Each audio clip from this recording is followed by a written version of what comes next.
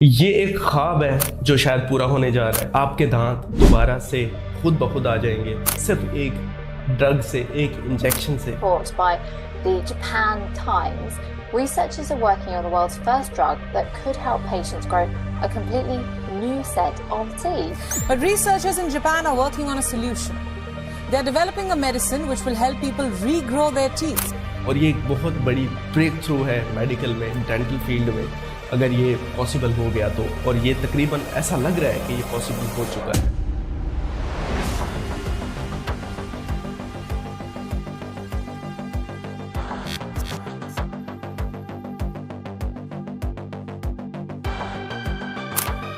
तो बात है ये जापान की एक यूनिवर्सिटी की जिसका नाम है क्योटो यूनिवर्सिटी। उस यूनिवर्सिटी की बेस्ड फंडेड एक मेडिकल फार्मेसी है जिसका नाम है टोरेजेम बायोफार्मा।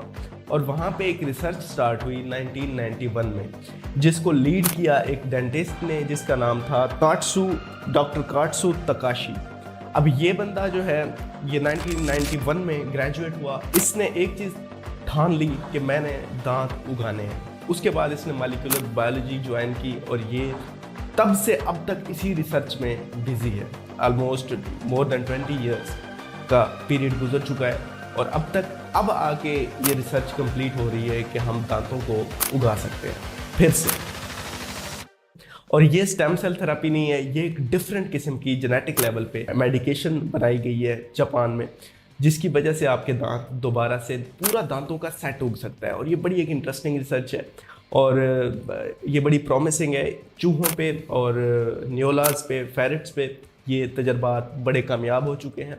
और उसके बाद अब इंसानों का जून तो गुजर रहा है, जुलाई, अगस्त, सितंबर में इंसानों पे इसके ट्रायल्स होने वाले हैं। और फिर इंशाल्लाह उनका ये प्लान है कि हम 2030 तक इस ड्रग को कमर्शियली अवेलेबल कर देंगे। और ये बहुत बड़ी रिसर्च है। इसके बाद जो डेंटल ट्रीटमेंट का पूरा डायनामिक है वो शिफ्ट होने वाला है। अब हमारे पास अगर ये ड्रग अवेलेबल हो जाती है तो फिक्स ब्रिज डेंचर्स और डेंटल इम्प्लांट्स इवन के फेल होने लगे हैं और डेंटल इम्प्लांट्स से भी आगे का ट्रीटमेंट आने वाला है ये। अब इसमें देखते हैं कि क्या कॉम्प्लिकेशंस आती हैं, क्योंकि ये भी ट्रायल होने हैं 6 साल।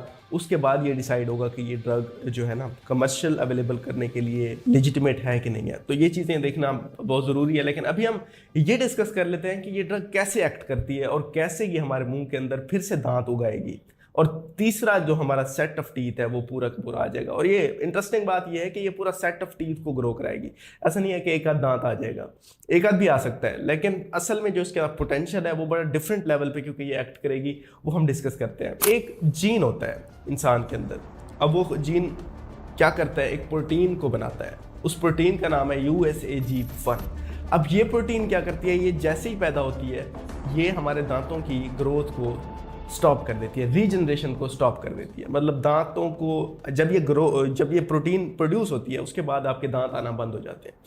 अब ये प्रोटीन कुछ इंसानों में भी ज़्यादा प्रोड्यूस हो जाती है, तो जिसकी वजह से उनके दांत कम पैदा होते हैं। कुछ उस सिचुएशन को हम ओलिगोडोंशिया कहते हैं, मतलब दांत जितने पैदा होने चाहिए उतने भी नहीं पैदा हो पाते।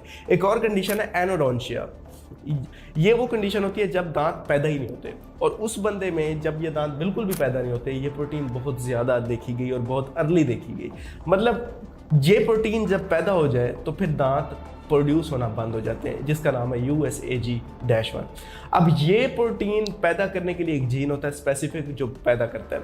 अब शार्क के दांत सारी जिंदगी पैदा होते रहते हैं, एक सेट खत्म होता है दूसरा आ जाता है, दूसरा खत्म होता है तीसरा, तो उसके दांत गिरते रहते हैं आते रहते हैं, गिरते रहते हैं आते रहते हैं। इंटरेस्टिंगली जब देखा गया तो शार्क में ये वाली प्रोटीन पैदा ही नहीं हो रही।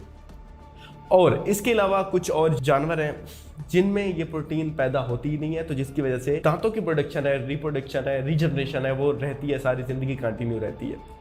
तो इसलिए इस चीज़ को बेस बना के उन्होंने ये देखा कि यार इस प्रोटीन की सिंथेसिस को अगर हम स्टॉप कर दें या इस प्रोटीन के एक्शन को अगर हम स्टॉप कर दें इंसान के अंदर, तो क्या ये हो सकता है कि फिर से दांत ग्रो करना शुरू हो जाए जैसे कि शार्क में हो रहे हैं। तो उन्होंने क्या किया, उन्होंने जेनेटिक मॉडिफिकेशन की, इस प्रोटीन को जो है ना आइसोलेट किया। उसके बाद इस प्रोटीन के अगेंस्ट एक एंटीबॉडी बनाई जो कि IV एंटीबॉडी है। मतलब आपकी रग के अंदर एक इंजेक्शन लगेगा या वो ड्रग डाली जाएगी इंजेक्शन के थ्रू। उसके बाद वो क्या करेगी, इस प्रोटीन की जो एक्शन है उसको स्टॉप कर देगी। अब इंटरेस्टिंग बात जो कि अच्छी चीज़ है वो ये है कि ना तो हम जेनेटिक लेवल पे कोई म्यूटेशन या मॉडिफिकेशन कर रहे हैं, ना हम उस जो प्रोटीन सिंथेसिस है उस प्रोटीन की पैदावार में कोई प्रॉब्लम कर रहे हैं, हम सिर्फ उस प्रोटीन के जो एक्शन है उसको स्टॉप कर रहे हैं। तो जो कि मज़ीद साबित करती है कि ये चीज़ बड़ी सेफ़ है। मतलब अगर जेनेटिक लेवल पे आप मॉडिफिकेशन करें तो ये बहुत रिस्की प्रोसीजर होता है, इसके बहुत बहुत ज़्यादा साइड इफ़ेक्ट्स आ सकते हैं।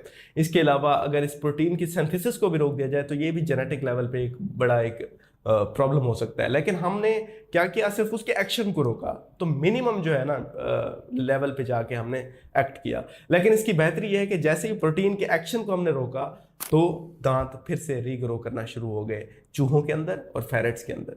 अब ये इंसानों में तजुर्बा अभी शुरू होने लगा है। जुलाई अगस्त और सितंबर में ट्रायल्स स्टार्ट हो रहे हैं और इन ट्रायल्स के बाद ये देखा जाएगा कि इंसानों में क्या होता है।